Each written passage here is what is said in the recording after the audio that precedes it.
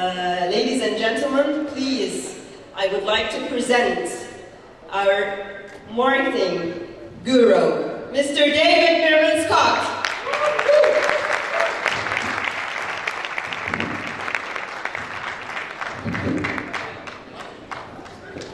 All right, gotta run, right? How's everyone doing? I'm an American. I have to get everybody excited. How's everyone doing? All right, that's what I like to hear. So, we're going to tell a few stories, we're going to have some fun, and we're going to talk about how to align your marketing with the ways that people buy. Because people buy differently. But first, I want to let you know, this is my 4th time in Egypt. My first time in Egypt, I came with my wife. It was our honeymoon. Can you believe it? I came to Egypt in my... That deserves a round of applause, doesn't it? I came to Egypt for my honeymoon. We had a fantastic time, and I've been here 2 other times. This is my 4th time. I love coming here. Everyone is so warm and inviting and friendly, and everyone loves to get excited at presentations, which is great. So thank you very much for being Egyptian and for welcoming me every time I come. So thank you for that. Thank you. How people buy has changed. My wife and I love to travel, which is why we chose Egypt for our honeymoon. We went to Alexandria, we were here in Cairo, we did a Nile cruise, all the typical tourist things. Although Alexandria is not really a typical tourist thing, but it was great also. And I said to her a couple of years ago, let's go to Antarctica. And she said, no, I'm not going to Antarctica. I've always wanted to go to Antarctica ever since I was a little kid, so I said, let's go, Yukari, this will be great. She said no. So now I have to figure out how I'm going to get my wife to Antarctica. So what did I do? I entered Antarctic travel into the Google machine, and I got a whole bunch of results. Here's all of the results that I got. And then I started to look at the different companies that came up in the search results to see if I could find out some information about going to Antarctica. So the first company I found right here is National Geographic. But look at what National Geographic was doing. They had a big old button that says request a reservation. But I'm not ready to make a reservation. I'm just trying to gather information to convince my wife to go to Antarctica. And then I found another one. By the way, I'm running around so the camera operators have something fun to do. And then I found this company. But look at what they were doing. They wanted me to fill out a form. I don't want to become your sales lead. I'm just gathering information about Antarctica. And then I found the low-cost provider. Now, I don't know about you, but I'm not going to the bottom of the world on the cheap company. No, thank you. So I moved away from that one. And then I found Quark Expeditions. This was the company that was educating me about Antarctica.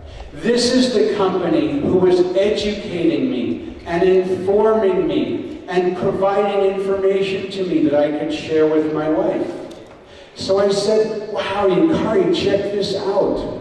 We can sit on the deck, drink beer, and watch icebergs float by. Wouldn't that be great? And she said, no, I don't want to go. I got to figure out how I'm going to convince her. Then I said, oh, look at all the cute animals that we can see. Wouldn't you love to see the cute chin-strap penguins? Now, can we agree that the penguin is cute? Oh, it's pretty cute, right? And she said, I'd love to see the penguin in a zoo. So I'm not making any progress with her. But the ways that people buy have changed.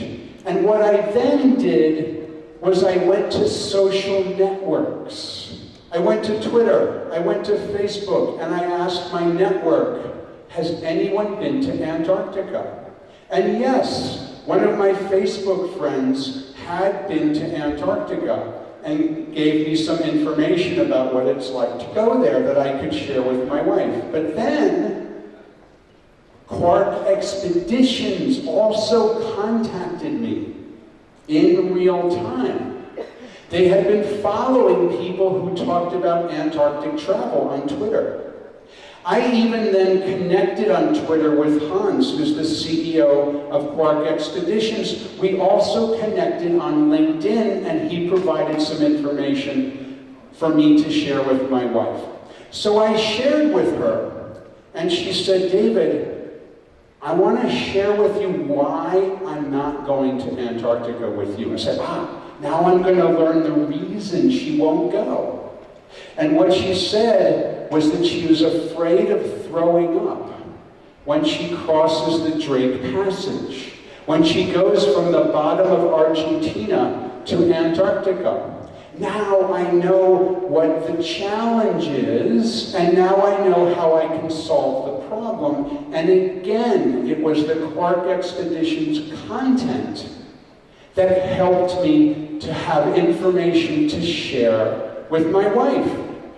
So I reached out to Quark Expeditions. They gave me a link to a bunch of different content, and then I was able to share with her first the ship. This is the Ocean Diamond. And I was able to share with you, Kari, about how it's a very stable ship. You don't have to worry. You're not going to get sick. And then Quark Expeditions had a page on their website which talked about seasickness. So now I have the information required to provide to her about seasickness.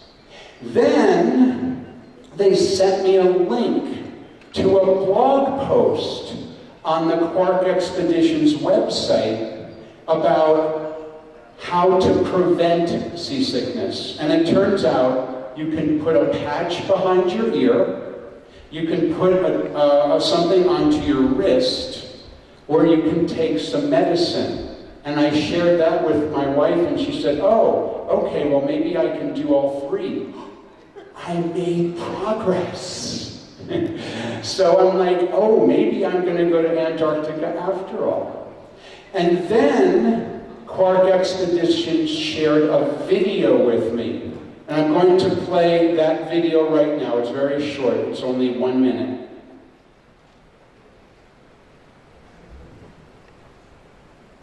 Volume. The passage extends about 600 miles between Cape Horn and the northern tip of the Antarctic Peninsula, and takes between 1.5 and 2 days to cross. A lot of people are fearful of the Drake Passage. Don't be scared, because it's just as often calm as it is rough. It is one of the most majestic habitats on this planet for bird life. We have ships that have done this many times. We have ships that are built to travel around the world. They are safe. Have no fear of it. You shouldn't be anxious about it. You should recognise that it's a journey that has to be done as part of the process of going to the Antarctic. Be prepared. So if you think you may get seasick, make sure you have medications. We'll certainly look after you on board. A substantial piece of information would be lie down. That's the best way to combat seasickness. And then also go outside and get a breath of fresh air. That's very important. But anxiety will not help you with seasickness. Be open to the experience. So I said to you, Kari, anxiety won't help you get into the Antarctic. Be open to the experience. And she said to me, okay, I'll go. Wow, I'm going. How cool is that? So I was all excited about being able to go. And the reason that I chose Quark Expeditions to go with was they were the company that was completely aligned with the ways that I was buying, the information that I needed to gather. Those other companies were out of alignment and were not reaching me properly. I didn't go with the one who was the top of the search engine results. I didn't go with the most famous. I went with Quark Expeditions. Now, I pulled out my credit card. You guys aren't going to believe how much this cost. It was one of the most coolest things that I've ever put on my credit card. So I pulled out my American Express, $20,000. That's my Fairmont key card. That's not the right thing. I pulled out my American Express card, and it was $20,000. Where is it? Here it is. $20,000 on my American Express card. And it was the best thing we ever did. It was absolutely fantastic. But Quark Expeditions wasn't done with me yet. They said, how would you like to go camping in Antarctica? How would you like to go kayaking in Antarctica? And I said yes, and I said yes, and it was another $1,000 just like that. Now here's the thing.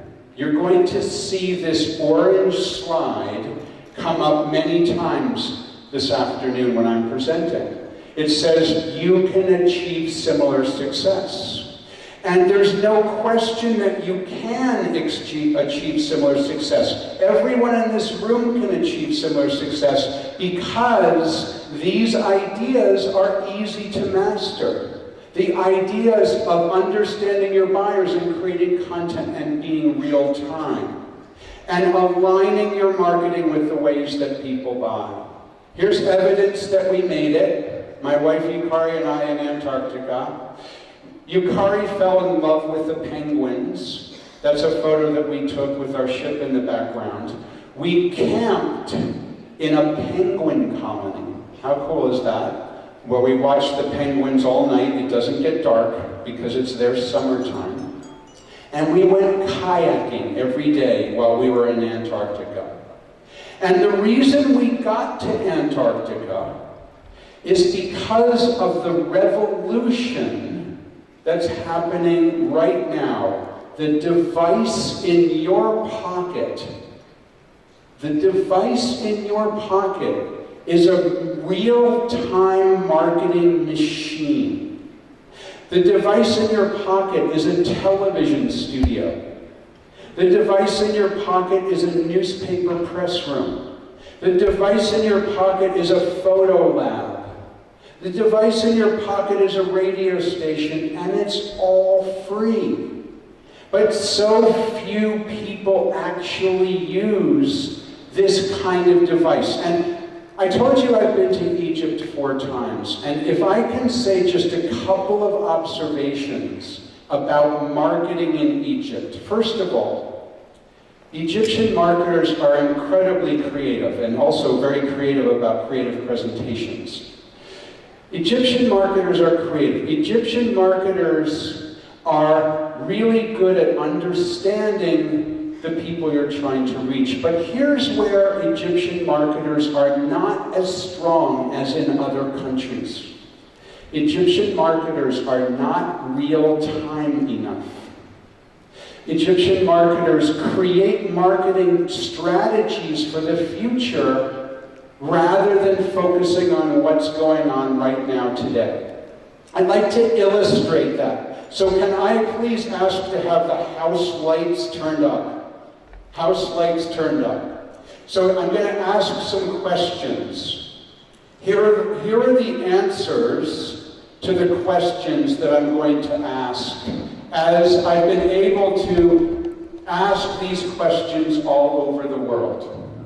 The first question, in the last 2 months, either privately or for your business, raise your hand if you bought a product or service as the result of receiving a direct mail advertisement. From the post office, a direct mail. Raise your hand really high.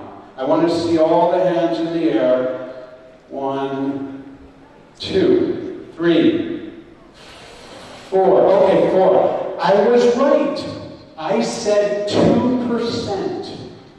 And it was about 2%. Next question.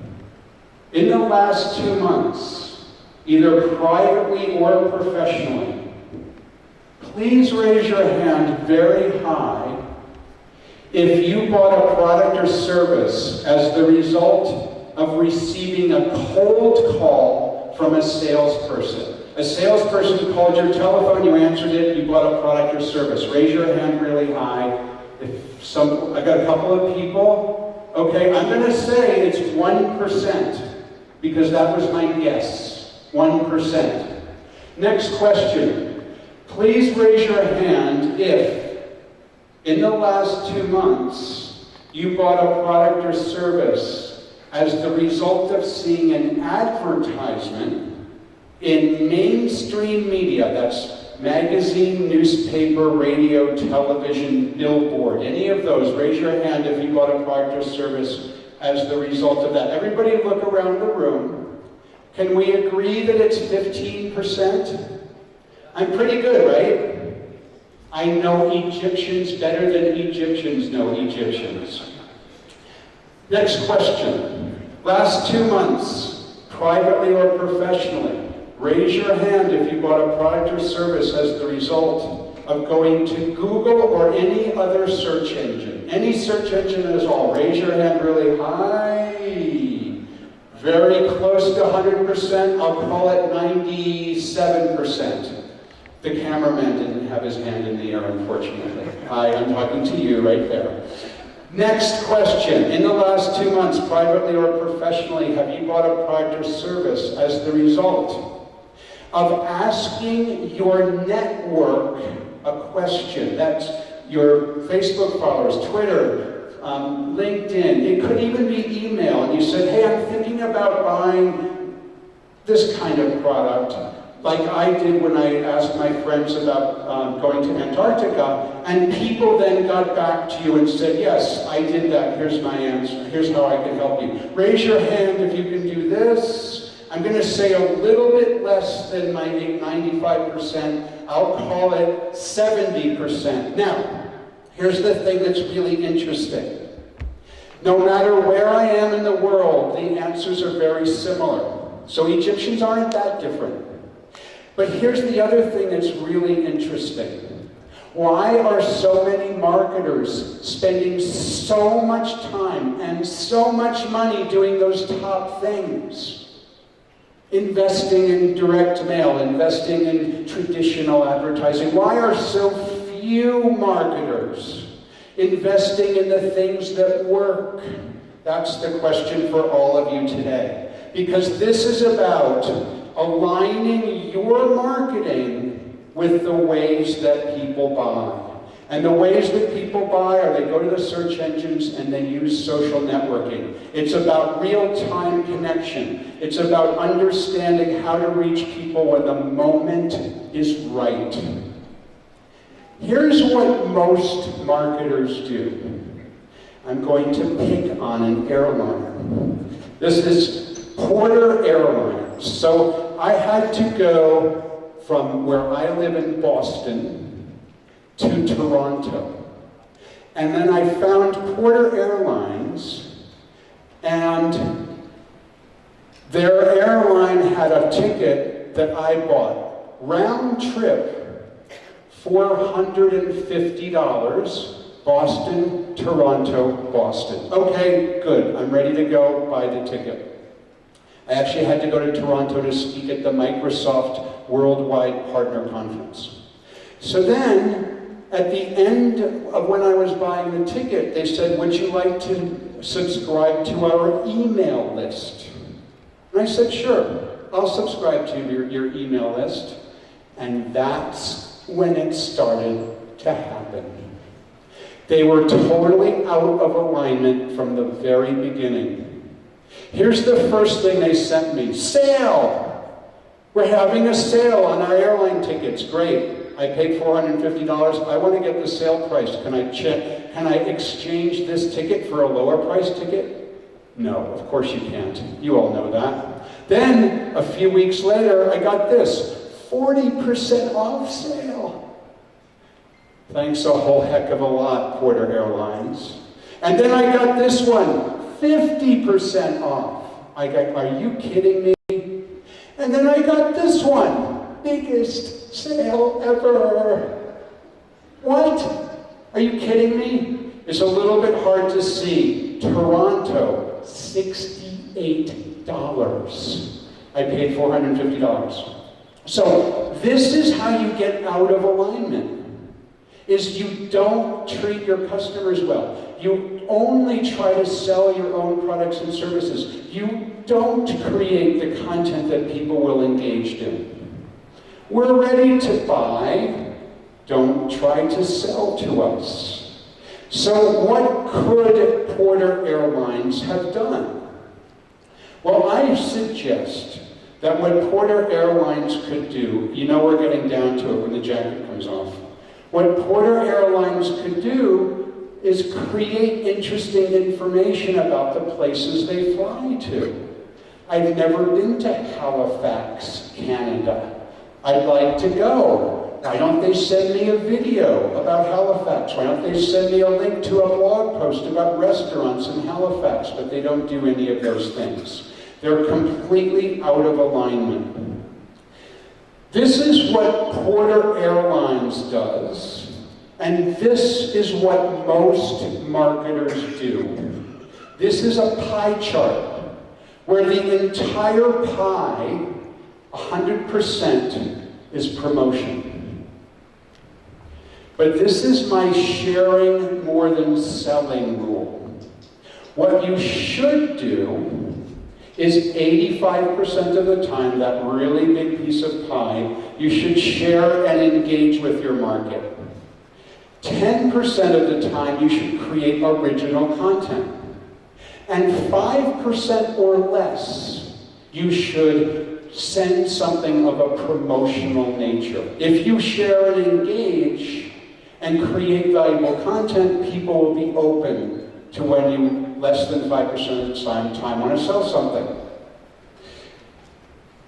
This is my favorite tweet, by the way. My Twitter ID is at the bottom of every single slide. It's DMSCOTT. And if you're looking for something to tweet, this is a suggestion. You are what you publish.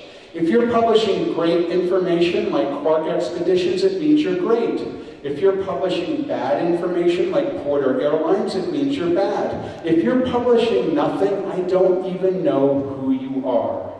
If you want to get found, create the content people will find.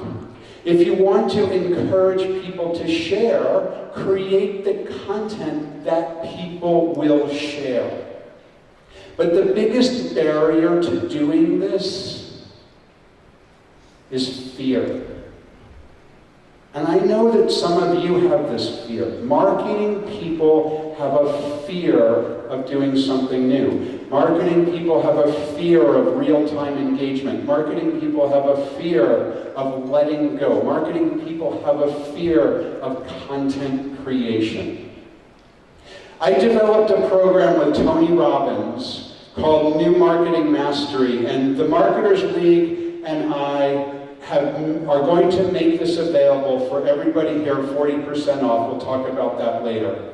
It's called New Marketing Mastery. These are the elements in New Marketing Mastery, and I'm going to talk a little bit about each one. The first one is the concept of buyer personas. Buyer personas is a critical first step when you think about how to effectively market. A buyer persona is just a target demographic, but it's a different target demographic than what advertisers use. It's actually understand deeply the people you're trying to reach. Like me, when I had to go to Antarctica, the buyer persona was my wife, who was afraid of crossing the Drake Passage because she didn't want to get sick. So here is the Fairmont Hotel's website. Now, every time I travel, I take a look at the hotel website of the hotel I'm going to stay in, and I take a screenshot. Did you ever notice, like I have, that every single hotel website in the whole world is exactly the same? Did you notice that? I mean, what do they have, right? They have a logo on the top left. They have a picture of a bed. They have a description of the hotel, and they have a widget for reserving the room. Here's the Cosmopolitan Hotel in Las Vegas. I stayed there in August.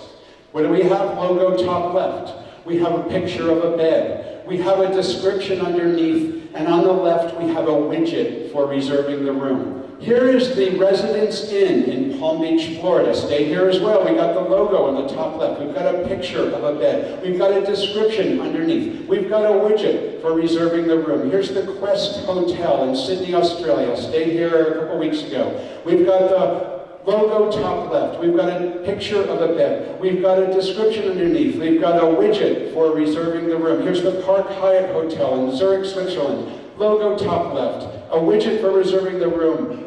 We have a picture of a very Swiss bed. You agree that's a very Swiss bed. And we have a description underneath. Guess what? Sometimes they put the widget on the right. So here's a hotel I stayed in. This is the Ibis in London. We've got a picture of a bed. We've got the logo top left. We've got description underneath. We've got the widget here on the right. The Oberoi Grand in Calcutta, India. Stayed here as well. Logo top left. Picture of a bed. Description underneath widget. Now, the reason I'm telling you this, you've all seen this, is that that's what many of your websites look like too. Just like the competitor.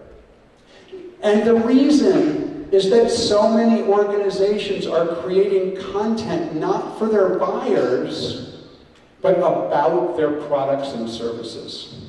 But if you switch it around and think about the people you're trying to reach, rather than just your own company, your marketing can come alive. Oh my God, check it out. The Eaglewood Resort, they put the logo on the top.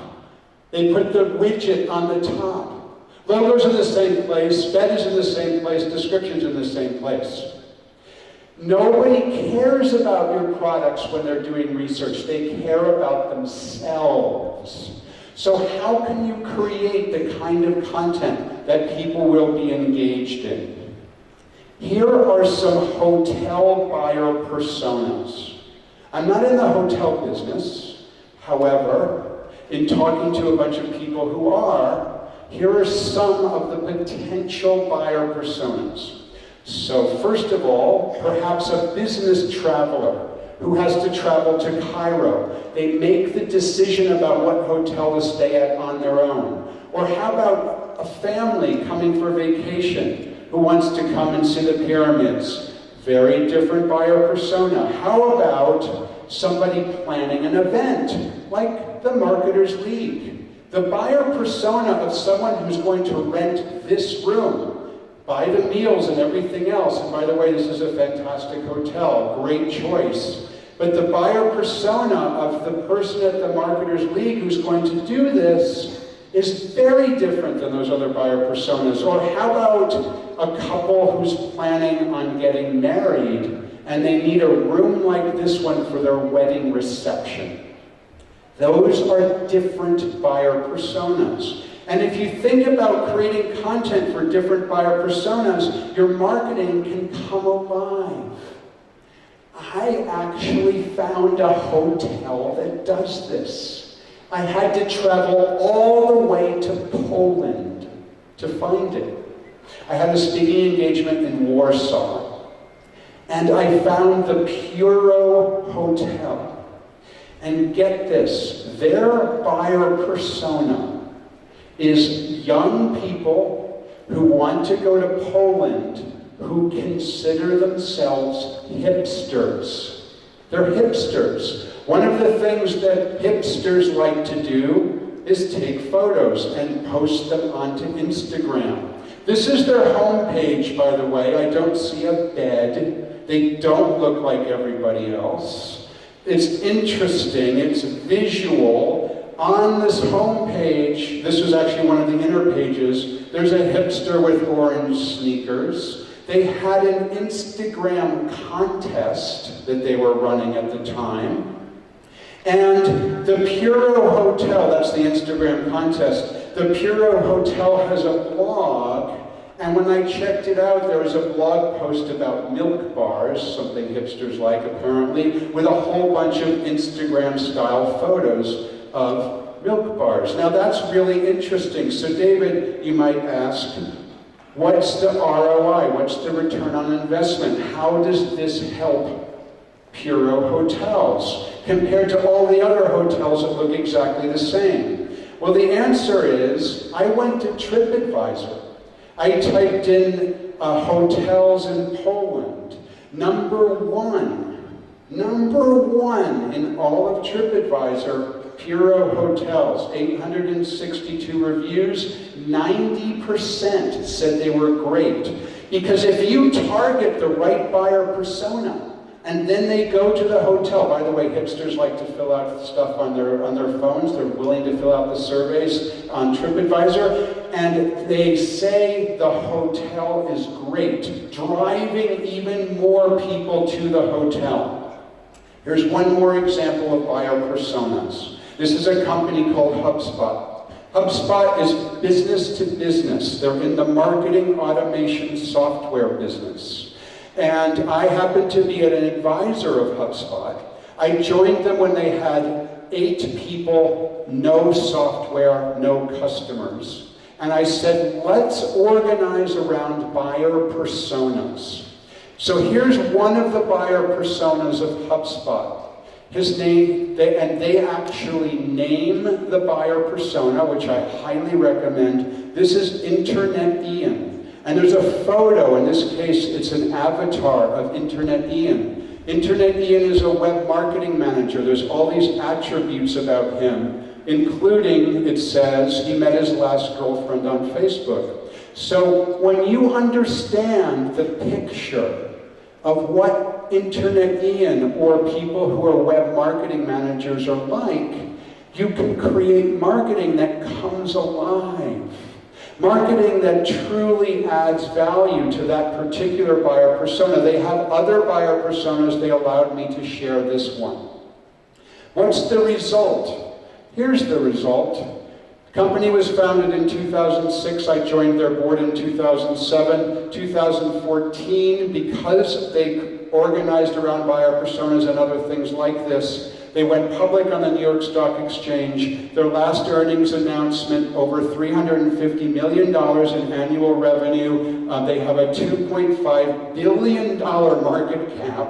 And that is the result of aligning their marketing with the ways that people buy. And there is no question, here's my orange slide, you're going to see it a couple of more times. There's no question you can achieve a result, the same result. Why?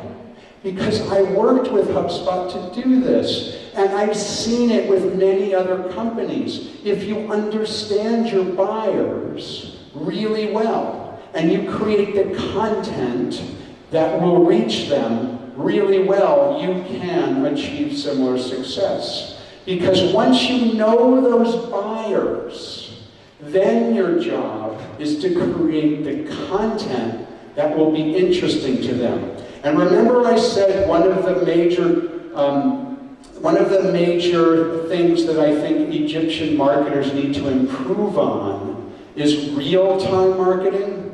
I wanted to share with you an example of real-time content creation, and this comes out of Australia. So in Australia, on budget night, which happens every year, it's when the federal budget is announced to everybody in Australia and around the world. And this year it happened on May 9th, 2017.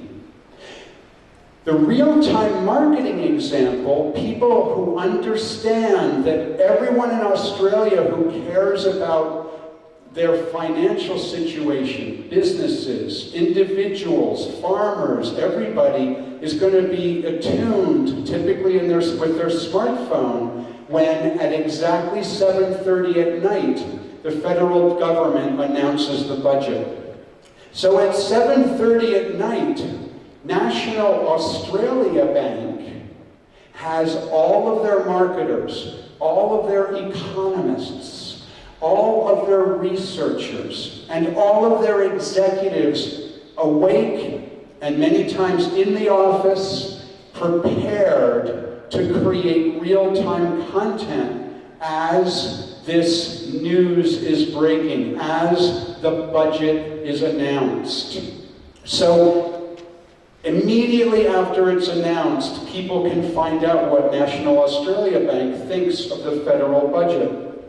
So here are some fact sheets that they create this marketing instantly that night, and it's all out by early the next morning. Some of it's out within minutes after the budget is announced. What does the federal budget mean for individuals? What does the federal budget mean for small business? What does the federal budget mean for agribusiness? And you can see this is a comprehensive PDF document. National Australia Bank's chief economist did a live breakfast the next morning. What does the budget mean for investors?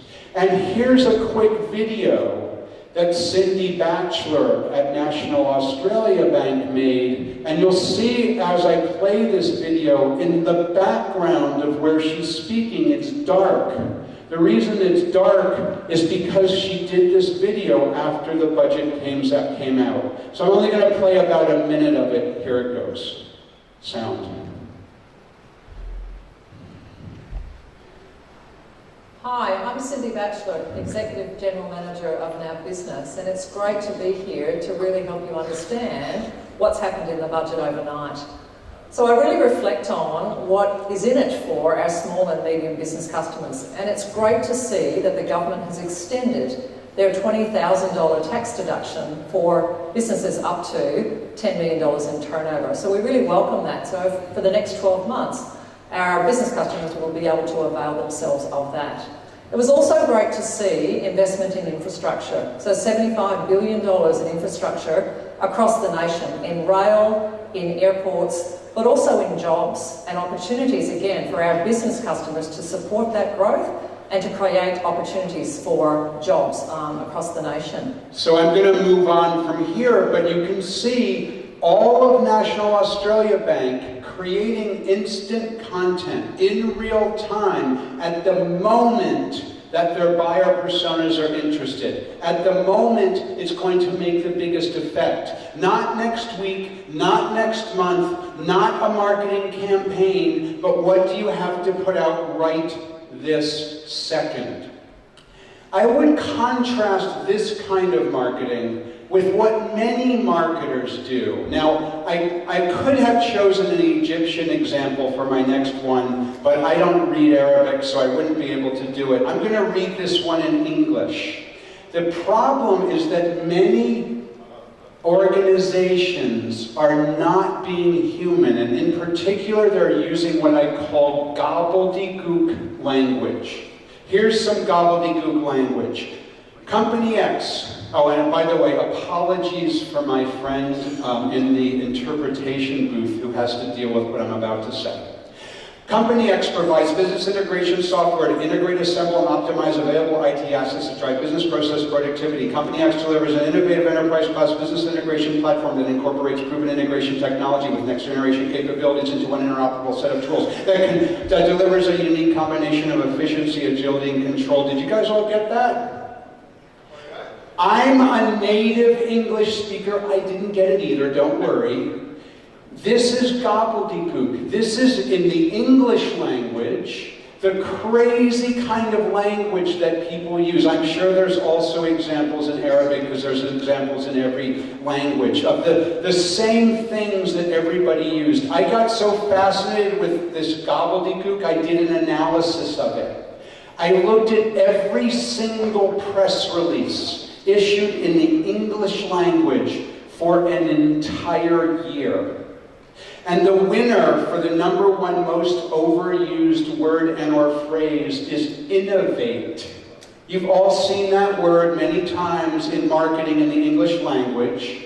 And if you're innovative, you would never use that word. And by definition, if you use the word innovative, it means you're not innovative, because everyone else uses the word, right? So there's other ones in here, but the point is, avoid the nonsense gobbledygook language that so many people use. And there's another form of not being human, and that is using these crazy photos. And I've seen many of them here in Egypt since I've been here for the last 2 days, and the other times I've come. You know what kind of photos I mean, with crazy pictures of people like this. Who are these people? Who are these? I mean, in some cases they're vaguely Egyptian, maybe one or two of them, but these are stock models. Using stock models to illustrate your business is out of alignment, because this is not reflective of your company, of your customers, or your employees. How about this one?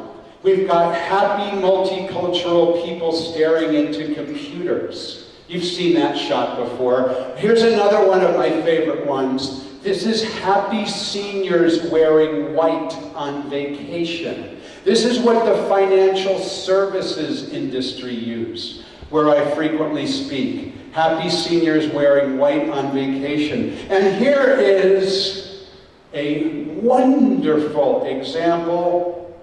Creepy doctors with stethoscopes. So the thing about this picture is I don't think that those people would even know which end of a stethoscope goes into their ears. Because they're models, because they were modeling, say, underwear recently. So when you use this kind of image, you're out of alignment with the ways that people buy. You're out of alignment because you're not being human. How about this one, my absolute favorite? Women laughing alone with salad. You've seen women laughing alone with salad. Did you know women laughing alone with salad is a thing? It's everywhere. Women laughing alone with salad is everywhere. So you need to eliminate this crazy, silly stock photos from your marketing and become more human.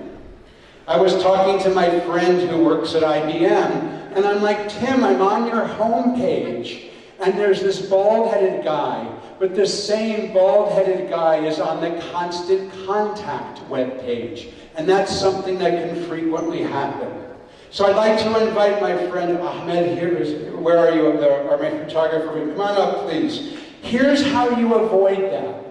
Can I have the house lights up, please?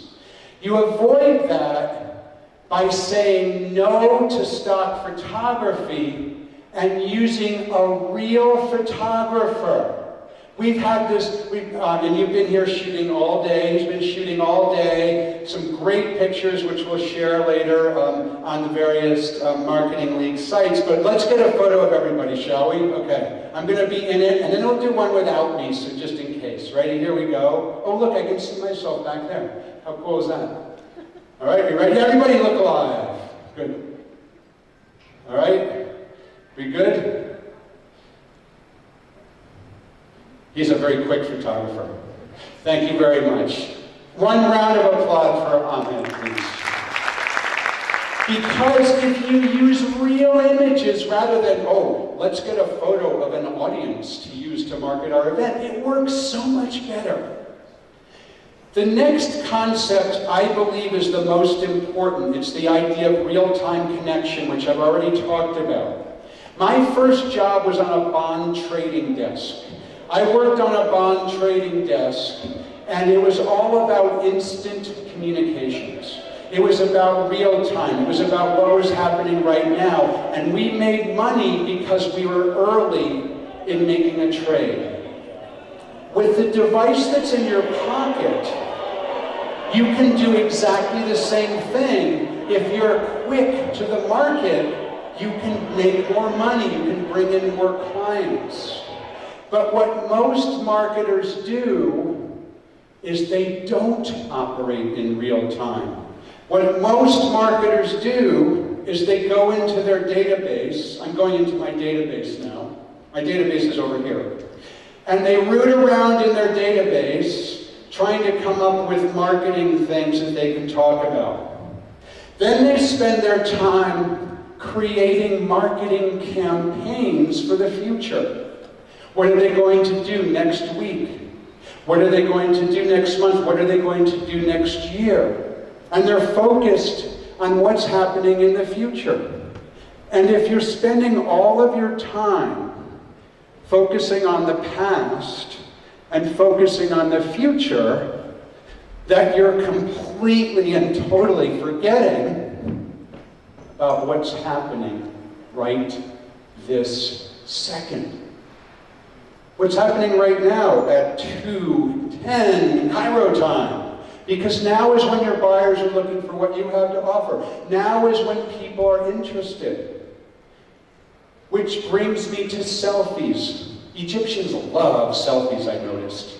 This is great. This is a good thing because I'm going to do a selfie with everybody. House lights one more time, please. I'm going to do one with everyone. You're all going to be in it, and then I'm going to tweet it. So are we ready? Are we ready to make everyone who didn't come to the Marketers League jealous that they didn't come? So here's what we're going to do. I want everyone to look alive. You can raise your hands if you want. If in the back, you can stand if you want. But we need everyone to, yes, exciting. That's good. Yeah, I love it. Okay, now I'm going to be right here. Ooh, I can see everyone. Are we ready? I'm going to put my hand up. 1, 2, 3. Okay, now, I have a problem. Sometimes they're out of focus. Hey, it's actually in focus. Now, I'm sharing this on Twitter right now. My Twitter ID, DM Scott, is on every one of my slides. This is a selfie I took at the selfie bar in Moscow. Now, isn't it meta to take a selfie at the selfie bar? I thought so. But anyway, now I'm pushing this out onto Twitter, and it is now going out. Now, I would humbly request that as many people as possible, and it's slow, it's working, it's doing its thing, and I hope it will push out very shortly. But once that does go out, please retweet it, please share it, because it'd be great if we could create a trending hashtag in Cairo for Marketers League. The time is now. The time is instant. The time is what's happening right this second. Now let me see if I'm going to push this out one more way and make sure that it's out. It's still thinking. It's still doing its thing. My internet connection is not real time, I'm afraid. Here's an organization that you would think is not real time, but is. The Central Intelligence Agency, the CIA. Look at this tweet. It's their first tweet. We can neither confirm nor deny this is our first tweet. Isn't that awesome? How about this one? Somebody asked, hey, can you tell me my password? No, we don't know your password, so we can't send it to you. Hashtag sorry, not sorry. The CIA is real time. That's crazy, right? This is about a mindset. It's a mindset. I'm still thinking, by the way. Those of you who are looking, it's still thinking. I'll tell you when I think it's out. It's the mindset of instant information. The social media, like Twitter, those are just the tools. What we're talking about is a mindset. Now, I want to compare two airlines and compare their mindset. The first one, United Airlines. The second one, American Airlines. I chose two airlines from the United States. The first example, United Airlines. Do you all remember when that passenger was dragged down the aisle a couple of months ago? How many people saw that video? Raise your hand. At least half of you saw that video. That in itself shows how amazing the power of real time is, that people could see it like that. So I saw it, I was like, wow, that's crazy. Look at all of the stories news stories that are coming out about it. And then It took 24 hours for United Airlines to say something.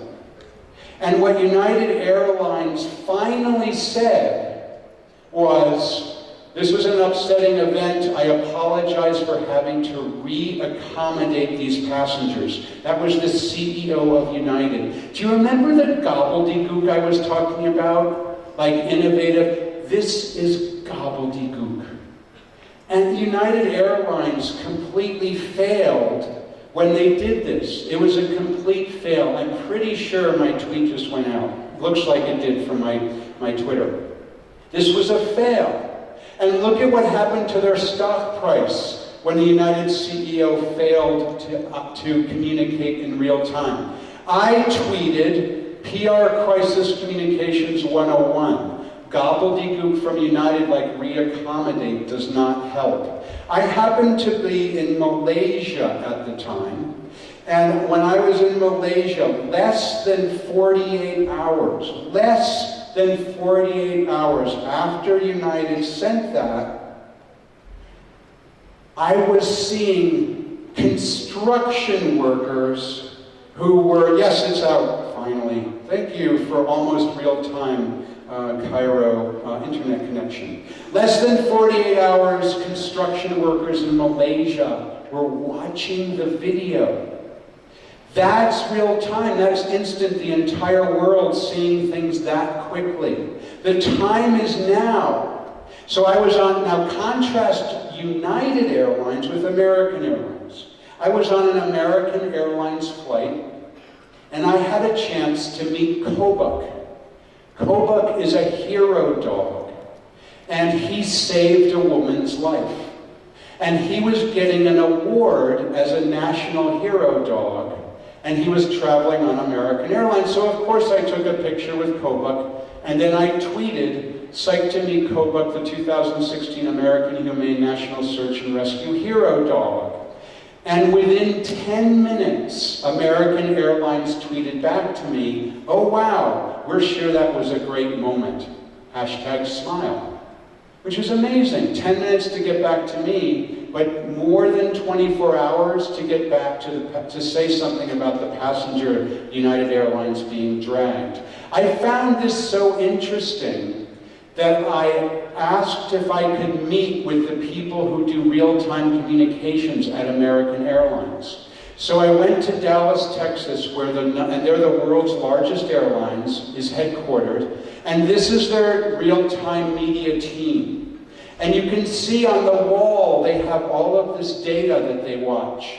They watch the number of people who mentioned them in social media, the number of images that are posted in social media, a heat map based on location that people are saying things, sentiment analysis, is it positive or is it negative? And they shared all of this with me, which was amazing. And I had a chance to speak with all of these really smart people who are doing these real-time connections. But then I learned something absolutely remarkable. And people talk about big data, that's another gobbledygook term, but here's big data in action, in real time. On American Airlines, I am an Advantage member. That's their frequent flyer program. I've been a member since 1996. I've been the top level, which is called Executive Platinum, for more than 10 years, and I've flown 2.2 million miles on American Airlines. I'm also active on Twitter. On Twitter, I'm DM Scott, DMSCOTT, and I have 129,000 followers on Twitter. Now, to American Airlines, I'm important twice. I'm important because I'm one of their top frequent flyers, and I'm important because I have a large number of followers, of people who are on social networks. And American Airlines is the only company I've ever done business with that has merged that data. They know me for both of those personalities. Every other company I've ever done business with, David Meerman Scott on Twitter, David Meerman Scott the customer. They've merged the data. And they've done it, they do it through big data. They know by checking out huge amounts of data who is a frequent flyer, who is on Twitter, and they put those two profiles together. And then they communicate with you in real time with a true understanding. I then went to the American Airlines Integrated Operations Center. This is the center of the airline. It's a huge room, maybe 5 or 10 times the size of the room that we're in right now. You can see how enormous it is. This is where they run the airline. And the person in the middle of the room, right there on the left where the big arrow is the person who is in charge of the entire airline, and every other department in the Integrated Operations Center reports into him. Weather, pilots, air traffic control, everybody reports into one man. Seated right next to that man is the social media team. Because they've determined that social media is the voice of the customer. Social media is how they have real-time intelligence about what's happening at the airline. Social media is essential for American Airlines, contrasted with United Airlines, that it took 24 hours to say something after the passenger was dragged down the aisle. The time is now, and speed and agility is a decisive competitive advantage. I'd like to share with you a particular form of real-time marketing that I invented. It's called newsjacking. Newsjacking is the art and science of understanding a breaking news story and then tying your brand to the breaking news story. So every news story breaks like this. A news story starts and it begins to gain attention. It develops more and more attention, and then it peaks, and then at some point it comes down and the news story is over. Think about the United Airlines dragging incident. It followed the exact same curve. Every news story, thank you, every news story, that's very kind of you, I really appreciate that. Every single news story follows the same, that's real-time thinking, by the way, follows the same life of a news story, bell-shaped curve. So the thing is, if you then create a live tweet, blog post, YouTube video, some piece of content, and push it out at the moment that the market is ready, you have an opportunity to get media to cover you and to grow your business and to generate sales and sales leads. I'm going to share a couple of examples. Here's my first one. Trent Silver is a 22-year-old entrepreneur. And Trent has a business called Cash for Purses. What he does is he buys people's used handbags, their purses, fixes them up, and then sells them on eBay and also through stores. His biggest challenge is getting more purses. So he ties his brand to people in the news that have something to do with purses. So for example, he learned that Lindsay Lohan was having money trouble. So what he did was he offered to buy Lindsay Lohan's used handbags. And he pushed that out as a blog post in several other ways. And here's the results of what he was able to achieve. Here's Radar Online.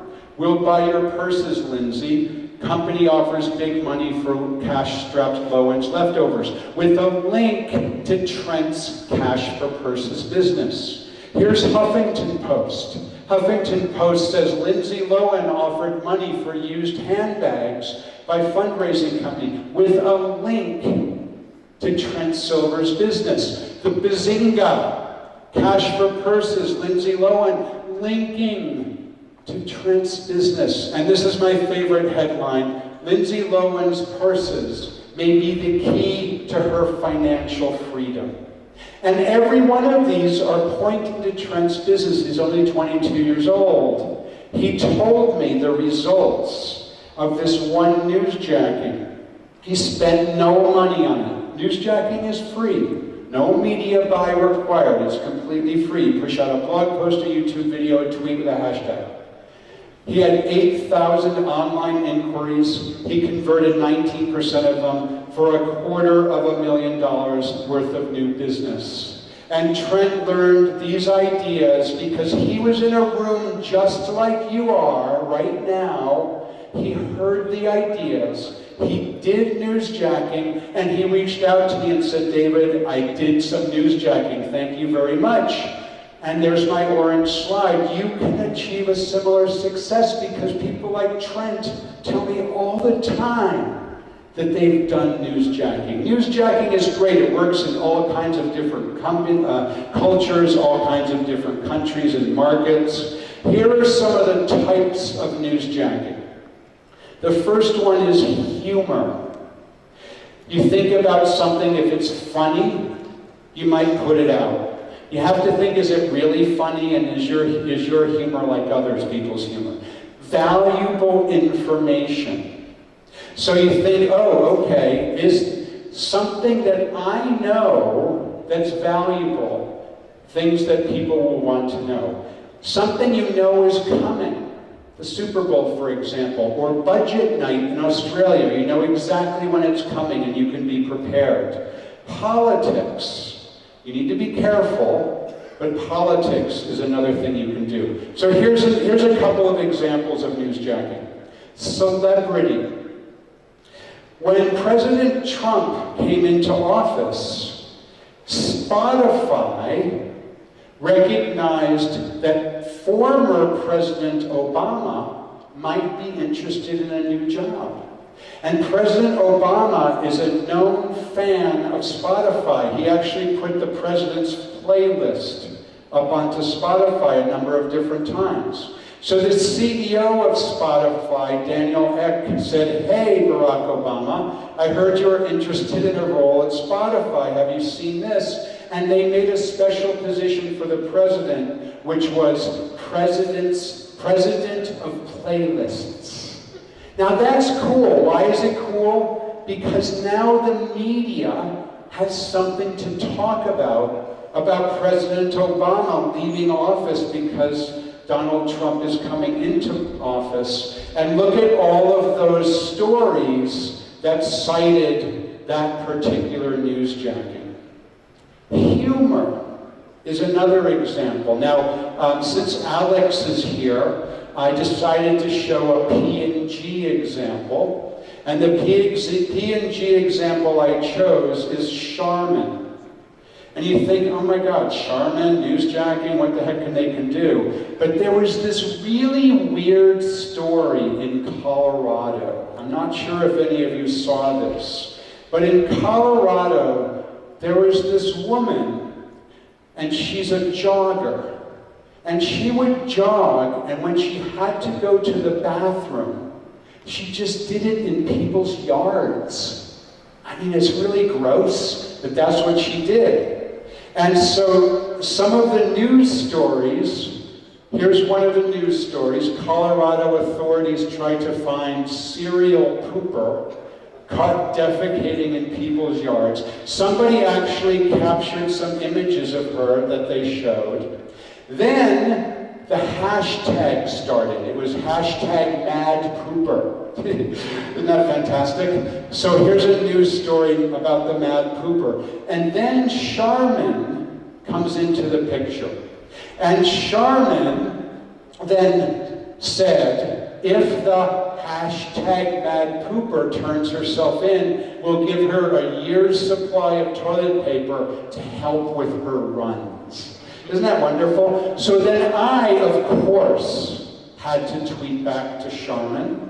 So I tweeted back to Charmin, hey, great newsjacking. Charmin offers Mad Cooper a year's supply of toilet paper. And then somebody else pointed that to me, so I said, well played, Charmin. And Charmin said, they replied to me and said, what can we say? We see a messy situation and we feel compelled to wipe it away. Isn't that right? Isn't that great? Now, Charmin has an iPhone app, which I'm a big fan of. It's called Sit or Squat. And it is a listing of public toilets all over the world. And it uses your GPS to tell you if there's a nearby public toilet. And it tells you whether it's clean, that's a sit, or dirty, and that's a squat. I can't believe, Alex, I'm telling this story. So I then tweeted to Charmin, hey Charmin, you should send the Mad Pooper to the Sit or Squat app. Charmin tweeted back to me and said, whatever it takes to flush this whole situation down the drain. Then, and I am very, very proud of this, Charmin started to follow me on Twitter. Now, I think that's awesome. The fact that Charmin toilet paper, P&G, is following me is absolutely amazing. But here's the result. The media loved this story. Here's Huffington Post. Charmin tries to get the Mad Pooper to turn herself in. The New York Daily News. Charmin offered a year's supply of toilet paper to the Mad Pooper. CBS Television. Charmin offers Mad Pooper free toilet paper. KKTV says Mad Pooper wanted by Springs Police. All of these are talking about Charmin. For no money, free, they get their brand into the market. That's newsjacking. It's all about speed. It's all about being quick. You can do newsjacking around politics, but be very, very careful. Here's one example that worked. Smirnoff vodka, made in America, but we'd be happy to talk about our ties to Russia under oath. So that's kind of fun, a little Donald Trump jar right there. Valuable information. So one more newsjacking example. And this comes from a B2B company, business to business. It's not just consumer brands that can do newsjacking. This is business to business. When you have valuable knowledge, you can share it and generate attention if the moment is absolutely right. So here's the example. Remember newsjacking. The news breaks, you push out a blog post, a tweet, a YouTube video, whatever it is. At the moment, the journalists are looking and people are looking, and then the news story begins to peak and then trails off. Eloqua is a software company. And Eloqua's biggest competitor was acquired by Oracle. The company was called Market to Lead, and Joe Payne, the CEO of Eloqua, learned from somebody who texted him, real-time marketing device sitting in your pocket. Someone texted him and said, hey, your biggest competitor was just acquired by Oracle. The news was brand new. Nobody had seen it yet. Joe used his mobile, went to Google, and sure enough, here was the announcement on the Oracle site. And it said, we have acquired Market to Lead, but with no additional information. So Joe knew he had an opportunity because this information does not say anything valuable about this acquisition. So in real time, and this took less than 2 hours, Joe wrote a blog post called Oracle Joins the Party. And he talked about the marketing automation software business and what this acquisition means. And that was exactly what the media was looking for at that exact moment. And because he was very, very quick, he was able to generate interest with the media. So here's Bloomberg Business Week in the story about the acquisition, quoting the CEO of the competitor. Customer Think is a very important blog in the software business. In the entire second paragraph, talking about Joe Payne and what he said. PC World also quoting Joe Payne. Information World also quoting Joe Payne. Imagine you're the PR person at Oracle. Oh my gosh, he just got way in front of the story and beat you in that story, and it was your story. And then they sent a link to that blog post to all their existing and potential customers, generating even more interest. They pushed it out on Twitter, they pushed it out on LinkedIn. Within about 2 months, they generated more than $1 million in new business from one blog post. $1 million worth of, and this is, remember, this is business to business, B2B. Because they were fast, because they were aligned with the ways that people buy. But then, about a year later, Oracle also bought Eloqua, which was an $810 million acquisition. I guess if you can't beat them, you might as well buy them, if you're Oracle. And that $810 million deal, I did the calculation. And it turns out there was an extra $15 million on the acquisition price based on the $1 million worth of new business that was created by that blog post newsjacking the Oracle announcement. So Joe Payne at Eloqua made $16 million with one blog post that took him 1 hour of work. I would like some work like that too, thank you very much. But that's the idea. You remember this slide because I keep popping it up. Joe Payne at Eloqua was in a room exactly like this one. He learned the idea of newsjacking from me, and then when the moment was right, he was ready. And he pushed out the blog post. That was exactly what the market needed to hear.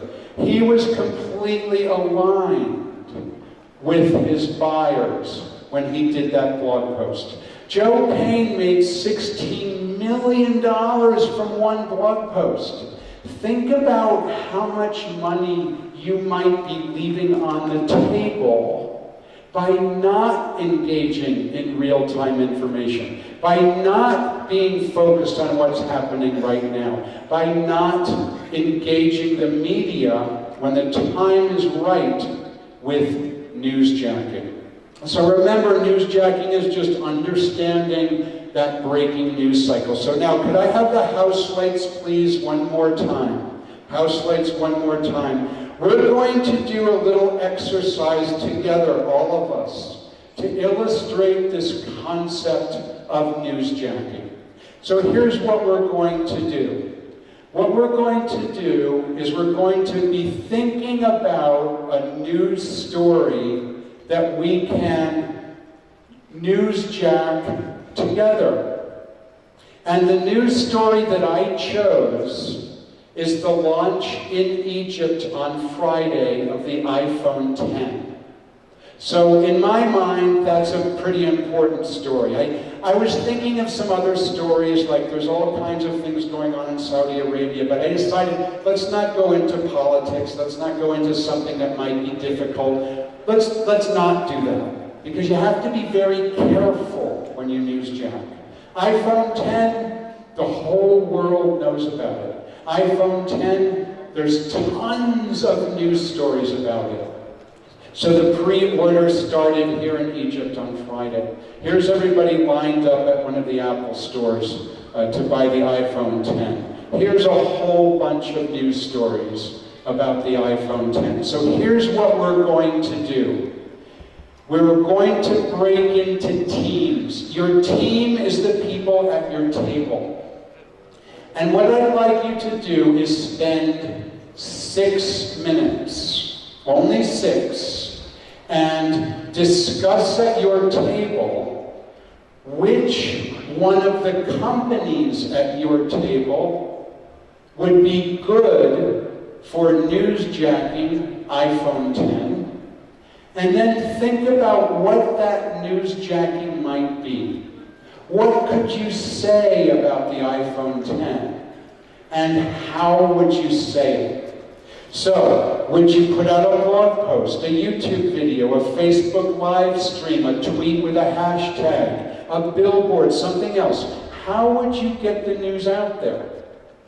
And then, when we're done, I'm going to ask for some volunteers to share with me what your idea was. So before we start, we're going to do one last thing. I want everybody to face everyone else at your table. So face your table, face the other people in your table, and point your right index finger to the leader of your team.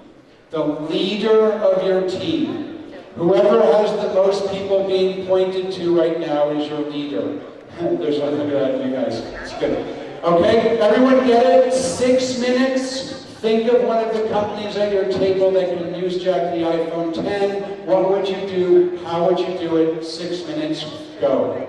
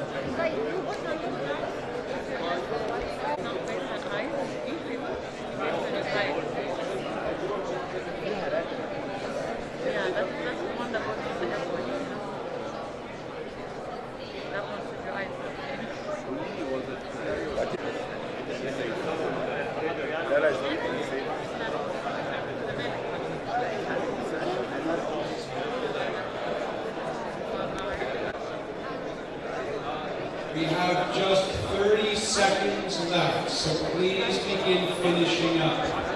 And what kind of product, and then what would the newsjacking be? Give her a hand, everybody. Hi everyone, Emmanuel speaking from Yellow Pages. Yellow Pages, excellent. Obviously we have an application for reaching any place in Egypt. So one of our partners is AAIB, which is an Arab African bank. In cooperation with this, we will prepare a loan for people who are interested to buy iPhone 10. Okay, excellent. Give her a round of applause. And a loan, and how would you push that out? Sorry. YouTube, Twitter, did you give any thought to that? Yes, and we will push this for everyone, and we will guide them to the nearest bank branch for them to have an easy access to our application. So use the application and get to the nearest bank, and here's your loan for the iPhone 10. Excellent, great job. Who wants to go next? Okay, I'm going to go right over here.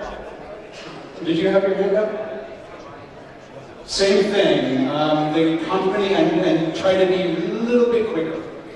Yellow Pages is going to share a tweet saying they will give a loan. Yes. The British Airways will retweet their tweet and say there's no need to take a loan, you can travel the world. Okay, good. So a retweet from British Airways. By the way, thank you, I flew here on British Airways. Yes. One more here. Excellent. Give her a hand. Hold it a little bit closer. I'm working actually for a company, it's a pharmaceutical company, and we have one product for having the fixed dentures. So for Apple, Dentures, yes. teeth. So for apples, we thought that we will make fitted in Egypt, then your apple could be eaten. So your apple can be eaten with dentures. Excellent. Give her a hand. I will go here. Yes, sir. My name is Wapas Mahmoud. I'm working for Link Group. One of our companies are working for delivery of goods. So Delivery goods, yes, okay. So we can make the first 1,000 order delivery free. Excellent. First 1,000 orders free. Now, how might you get that out? Would you use Twitter, Facebook? All different social platforms. Excellent. Good job. I can do one more. Who wants to go next? I'm going to go right to the front and center. Give her a hand, everybody. Okay, so we discussed there's a new Egyptian mobile phone out in the market. A new phone? It's called Seco. What's it called? Seco. Seco. Yeah. So we said by franchising, Egyptian Seco competes iPhone 10. Hashtag طموح حلو. Hashtag ابدأ صح. All right, excellent. This was how it's done, everybody. So let's all give each other a round of applause for how well we did. I'm sure that there were other examples of great ones that I didn't call on because we don't have a whole lot of time.